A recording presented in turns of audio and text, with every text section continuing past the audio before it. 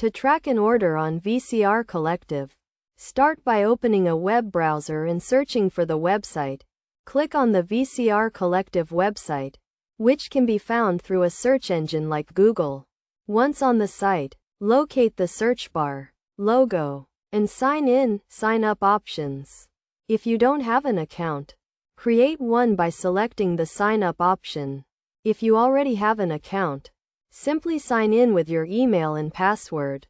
From there, you can access various features, including the option to sell an item, view your profile, favorites, and shopping bag. To track an order, go to your profile and select Orders and Sales.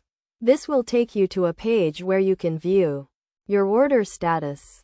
If you haven't placed an order yet, you can do so by adding a product to your shopping bag and completing the purchase.